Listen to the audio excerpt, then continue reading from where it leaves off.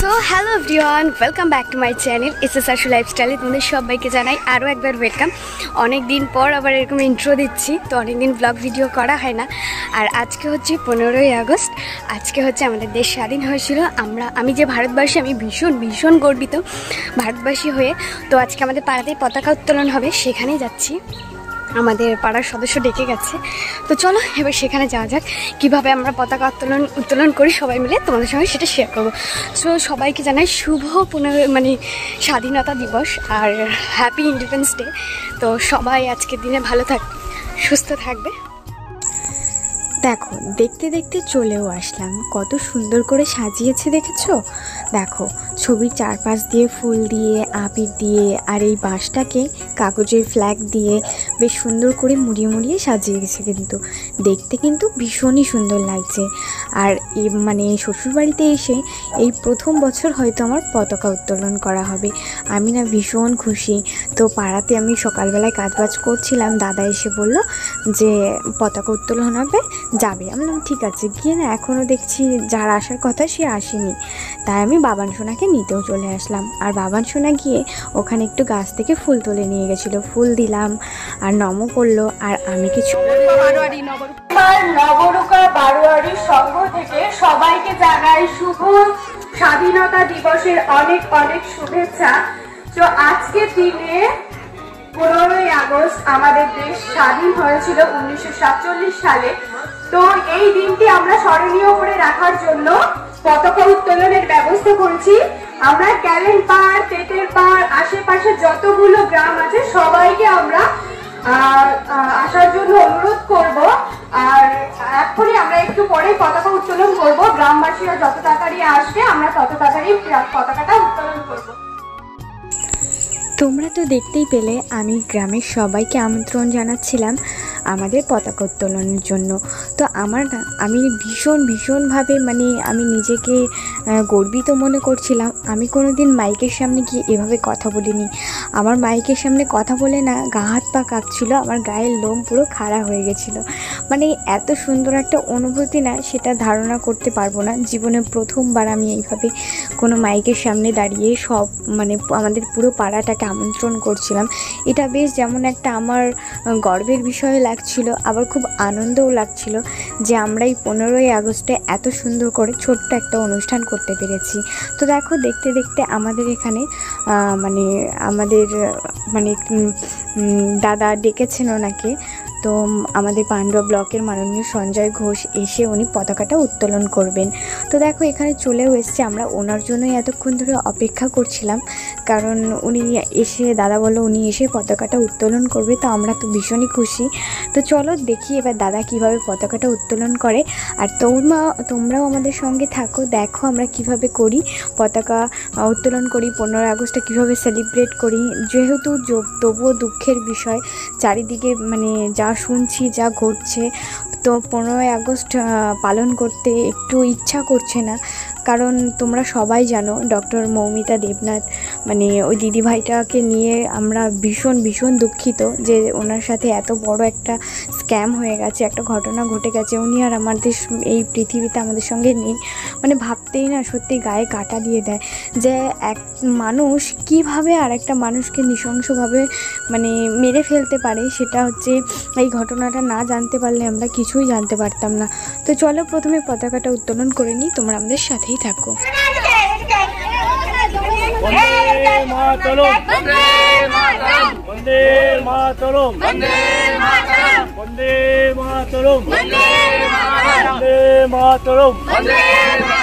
জয় হিন্দ, জয় হিন্দ, জয় হিন্দ, জয় হিন্দ, জয় হিন্দ, জয় হিন্দ। गांधी जी अमर रहे, अमर रहे, अमर रहे। गांधी जी अमर रहे, अमर रहे, अमर रहे। गांधी जी अमर रहे, अमर रहे, अमर रहे। नेताजी अमर रहे, अमर रहे, अमर रहे। जय हिंद, जय हिंद, जय हिंद, जय हिंद, जय हिंद, जय हिंद, जय हिंद, जय हिंद, जय हिंद, जय हिंद। তুমি দেবে ফুল? এদিকে আয়, একবার ছবি তুলে এদিকে আসো। সবাই এদিকে আসো। এদিকে দেখো, এদিকে আসো। বড় করো, লম্বা করো। লাইন দিয়ে গোল করে দাঁড়াও, এদিকে সবাই এসে।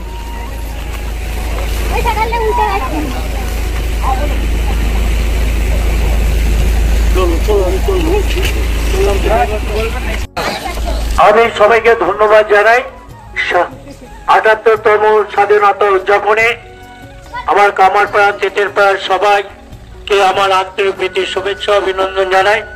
এত সুন্দর অনুষ্ঠান আপনারা করেছেন, আপনাদের সঙ্গে আছি, সর্বদা সবসময় থাকবো, যতদিন বেঁচে থাকবো আপনাদের নিয়ে বাঁচবো এবং আপনাদের সবাই থাকবো, পাশে আছি, থাকবো এবং আপনার অনুষ্ঠান সুন্দরভাবে করুন। এখন আমার অনেক প্রোগ্রাম, আমাদের ভালো থাকুন, সবাই ভালো থাকুন, স্বাধীনতা উদযাপন করুন আপনারা সুন্দরভাবে। সবাইকে আমার নমস্কার, সালাম, ভালোবাসা জানিয়ে আমি আমার বক্তব্য শেষ করছি। জয় হিন্দ, বন্দে মাতরম।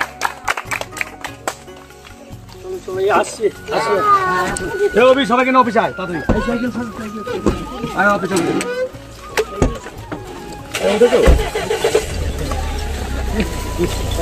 আরে বহুত তো লাফাত আমার কাছে বল না।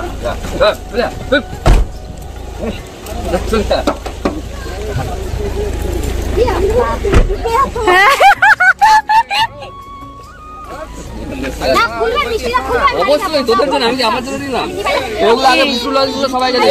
হ্যাঁ আগে কি বলো কি লাগবে বিস্কুট গুলো কয় হ্যাঁ বেবিও খাবে, বেবিকে একটা দাও আগে।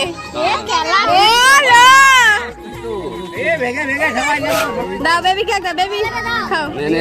সবাই ভেঙে দাঁড়া বেবি চলে আসো, এদিকে চলে আসো।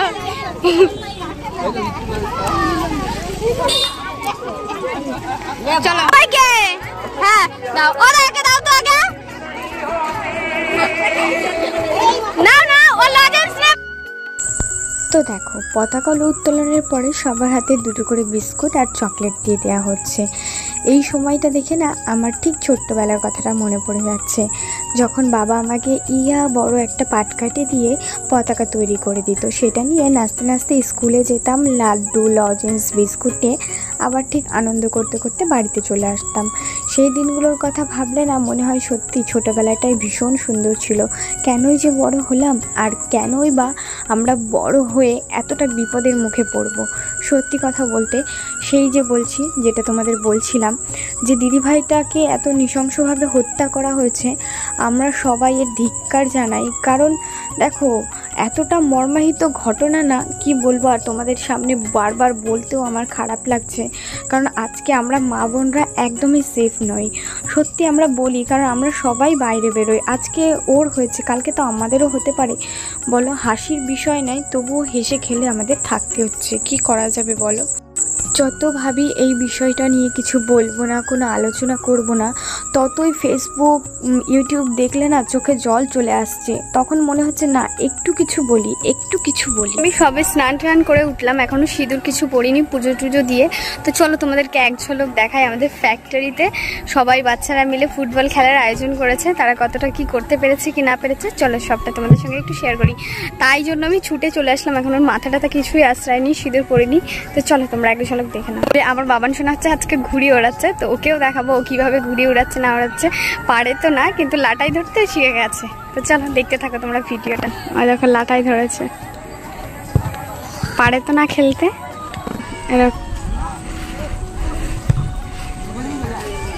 এখনো খেলা শুরু করেনি, এরা করবে একটু পরে।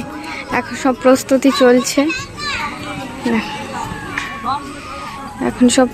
চলছে, মাইকটাই কেড়েছে, বাজাবে। তুই খেলবি নাকি রে?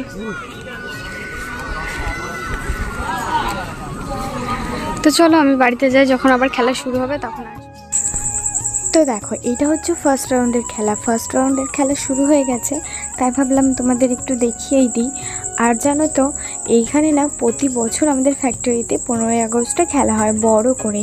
এবছর তো তাও ছোট করে পাড়ার মানে ছেলেরাই খেলা করছে, অন্য বছর মানে বাইরে থেকেও লোক আসে খেলতে। তো এবার আমি উঠে গেলাম মানে ছাদে, ফ্যাক্টরি যে চাচার ছাদটা আছে ওখানে। ছাদ থেকে দেখতে ভীষণ ভালো লাগছে, আর দর্শক মোটামুটি অল্প কজনই আছে। তো চলো তোমরা দেখতে থাকো ফুটবল খেলাটা, আশা করছি ভালো লাগবে। আর হ্যাঁ জানো তো যেটা বলছিলাম, সত্যিটা দিদিভাইয়ের যে ছবিগুলো ভাইরাল হয়েছে আর যে অডিও ক্লিপটা ভাইরাল হয়েছে সেটা না আমরা সবাই শুনেছি, মানে শুনে জাস্ট যতক্ষণ শুনছি গায়ের লোমগুলো পুরো কাঁটা দিয়ে উঠছে যে এতটা খারাপ হতে পারে মানুষ, এতটা খারাপ হতে পারে। আজকে আমার একটা ছেলে আছে, সত্যি কথা আমার ভবিষ্যতে যদি মেয়ে হয়, আমার তো মেয়ে জন্ম দিতেই এখন মানুষ ভয় পাবে যে এই মেয়ে জন্ম দিয়ে যদি সারা জীবন তাকে লালন পালন করে কষ্ট করে বড় করে কোনো জায়গায় কাজ করতে দিয়ে যদি সেই মেয়েটাই নির্যাতিত হয়ে মারা যায়, ধর্ষিত হয়ে মারা যায়, তাহলে সেই মা বাবার কতটা কষ্ট হয়। সেই মা বাবাগুলো হয়তো ভেঙেই যাবে, শুধু বেঁচেই থাকবে লাশ হয়ে, মন থেকে তো পুরো মরেই যাবে।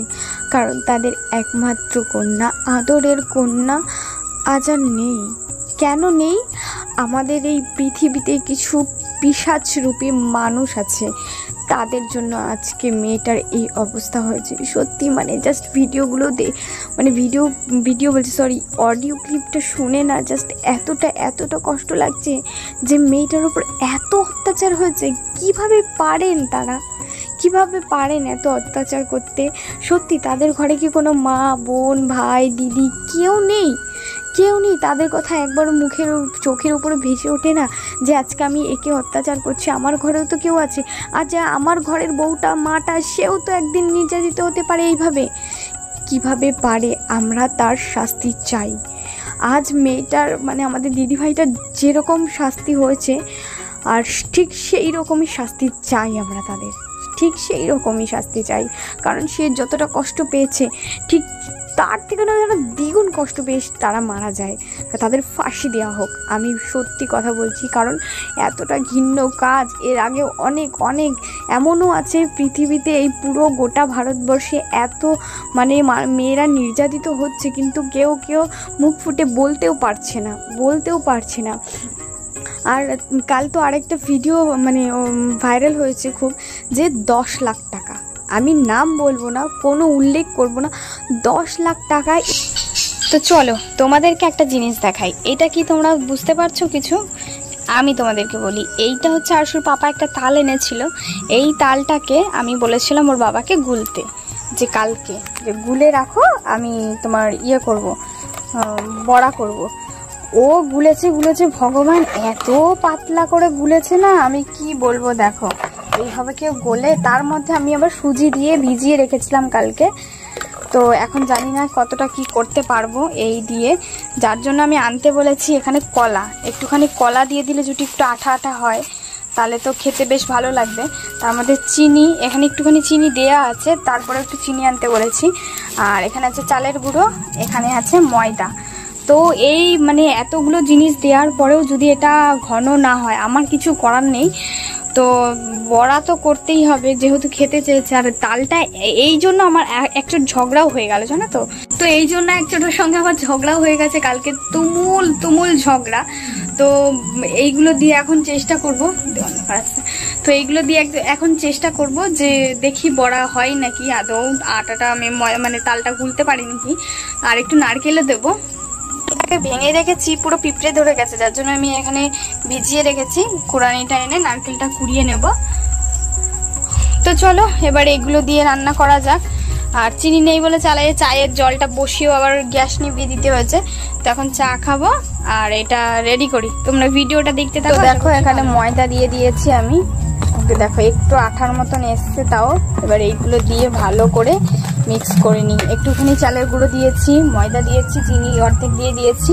তো চলো এবার এটা ব্যাটারটাকে ভালো করে মেখে নিয়ে তারপরে তোমাদেরকে দেখাচ্ছি যে ব্যাটার ঠিকঠাক মতো এসছে নাকি, এর সদ্গতি আমি করতে পেরেছি নাকি। তো চলো এটা মেখে নিই, তারপর তোমাদেরকে দেখাচ্ছি। তো দেখো এখানে হালকা আমি অল্প কিছু মৌরি দিয়ে দিচ্ছি যাতে বেশ ফ্লেভারটা একটু সুন্দর আসে। তো কারা কারা এইভাবে মৌরি দিয়ে তালের বড়া করো অবশ্যই কমেন্ট করে জানাবে। দেখো অল্প মতো দিয়ে দিয়েছে, এইবার মনে হচ্ছে একটু সদ্গতি হচ্ছে আস্তে আস্তে। এখানে আমি দুটো নারকেলই কুড়িয়ে নিয়েছি, আর এখানে কিছু কলা নিয়ে নিয়েছি, আর একটা কলা বাবান সোনার জন্য রেখে দিয়েছি। তো এই কলাগুলো এবার আমি দিয়ে দেবো।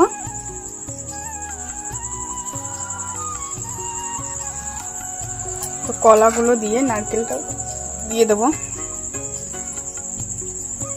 বাপরে, তো খতরনাক, অনেক হয়ে গেল তো, কি করবো এবার। তো চলো এগুলো এবার হাত দিয়ে ভালো করে চটকে চটকে মেখে নিই। তো ভালো করে হাত দিয়ে চটকে চটকে মেখে তারপরে তোমাদেরকে দেখাচ্ছি। দেখো, দেখো, তারপরে দেখাচ্ছি নারকেল দিলে কতটা টেস্ট হয়। নারকেল দিয়ে এই ফার্স্ট টাইম আমি তালের বড়া করছি। তো তোমরা তো দেখো, একটা দিয়ে দেখছিলাম যে হয়েছে নাকি, তেলটা বেশ সুন্দর গরম হয়ে গেছে, ফুলেও গেছে। এবার দেখার বিষয় যে এটা খেতে কেমন হবে।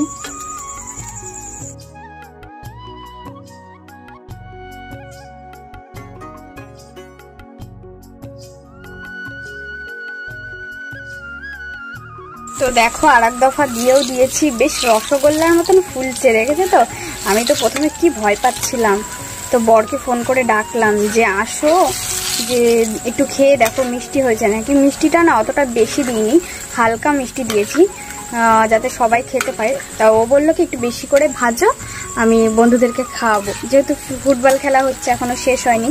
আর দেখো এক একটা পুরো রসগোল্লার মতো হয়েছে, জানি না ওরা সবাই খেয়ে কি বলবে না বলবে। তো চলো এই কটা ভেজে ওদেরকে আর কটা ভেজে দিয়ে দিই, যেহেতু খেতে যখন চেয়েছে। তো চলো তোমরা দেখে বলো তো কেমন হয়েছে, বেশ লোভনীয় হয়েছে নাকি, অবশ্যই কিন্তু আমাকে বলো কমেন্ট করে। হ্যাঁ, তো দেখো বন্ধুরা, পুরো গরম গরম একটা ঠান্ডাটা তোমাদের ধরে দেখাই, সবই তো গরম। দেখো কত সফট। হ্যাঁ, হ্যাঁ, না খেয়ে দেখো চিনিটা গরম, ঠিক আছে, ভালো লাগছে। হ্যাঁ, একটু সুন্দর করে ভালো, একটা জাল দিয়ে বানালে বেশি ভালো। আবার সেই বুকা বুকা কথা, এই নিয়ে আমাদের মধ্যে। জাল দিয়ে কি তাল ফুলবি হয় না? না, হয় না। আচ্ছা তোমরা কমেন্ট করে জানাও তো, তাল জাল দিয়ে কেউ তাল ফুল দেখো কত হয়েছে, এই তেলে হবে না। দেখো খাবে না, নিয়ে যাবে বলে নিয়ে যাও। দেখো কতটা টেস্টি আর সফট হয়েছে, কতটা খুব নরম হয়েছে না মানে। দেখো, তো দেখো গাইস, সবগুলো প্রায় হয়ে গেছে, আর এগুলো কিন্তু সত্যি খুব সফট হয়েছে। দেখো, দেখেছো কি নরম হয়েছে, দেখো। তো বাবা গরম। আর এইটুকু ব্যাটার বেঁচে আছে, কারণ অনেক তোমরা দেখলে 1 গামলা ব্যাটার ছিল, এইটুকু আছে। এইটুকু আজকে করবো না, কালকে করব। আর এখানে অর্ধেক মানে লাস্ট, এটা লাস্ট ভাজা হচ্ছে। আর এই গামলার পুরো 1 গামলা ওরা নিয়ে গেছিলো। তো দেখো এখানে আর অল্প কটা হচ্ছে। আর আমার সাথে সব সময় জানো তো কি হয়, দেখো এইখানটায় মানে পুড়ে গেল, পুরো কড়াইটার সঙ্গে লেগে গিয়ে দেখো পুড়ে গেল, কি অবস্থা দেখেছো। এইটা তো আগেই পোড়া ছিল, আর এইটা আজকে পুড়ে গেল, কি অবস্থা। তো চলো এটা ভেজে নিই। আর ঘেমে টেমে চান হয়ে গেছি এখন, মানে আমার অবস্থা খুবই খারাপ। প্রায় সেই তখন থেকে প্রায় 2 ঘন্টা হয়ে গেল আমি রান্না করে আছি, আর এখনো বাপি আসেনি। আজকে 3টে রুটি করে রেখেছি, ভাজাভুজি কিছু করিনি। দেখি আলু আনতে বলেছি, কি নিয়ে আসে, তারপরে এখনো ভাজবো। এখন 10টা বাজে, তাহলে বলো। তো চলো দেখো, এখনো রান্না হচ্ছে, বড়াটা সব কিছুই হচ্ছে, তো ঝটপট করে নিই। আর তোমরা ভিডিওটা দেখতে থাকো, আশা করছি ভালো লাগে। আর ভালো লাগলে অবশ্যই চ্যানেলটিকে সাবস্ক্রাইব করে পাশে থেকো। তো চলো আজকের মতো ভিডিওটি এখানে শেষ করছি, বেশি বড় করব না। সো প্লিজ সবাই সাবধানে থাকবে, ভালো থাকবে।